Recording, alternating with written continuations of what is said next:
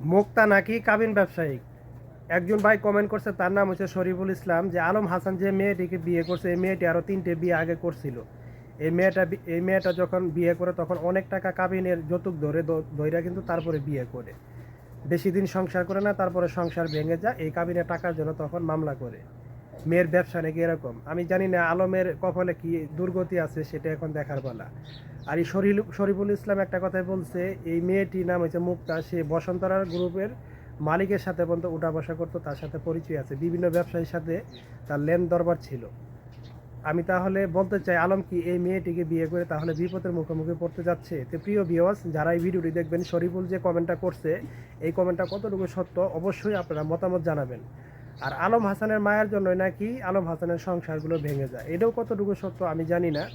একজন মা কখনো নিজের ছেলের সন্তানের যে সংসার, সেটা কখনো ভেঙে দিতে চাইবো না।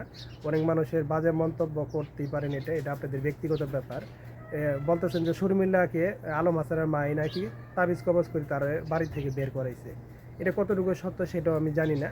তো আলম হাসানকে যখন এই মুক্তা নামে মেয়েটা বিয়ে করছে, বলতেছে আমি আলম হাসানকে কখনো কষ্ট দিব না, কখনো তার সংসার থেকে আমি চলে যাব না, আমি শুরু থেকে শেষ পর্যন্ত তার সাথে থাকতে চাই। এখন ওনার কথাগুলো কতটুকু সত্য কতটুকু মিথ্যা, ওইটা এখন দেখার পালা। যারা ভিডিওটি দেখবেন কতটুকু সত্য অবশ্যই কমেন্টে জানাবেন এবং ভিডিওটি শেয়ার দিয়ে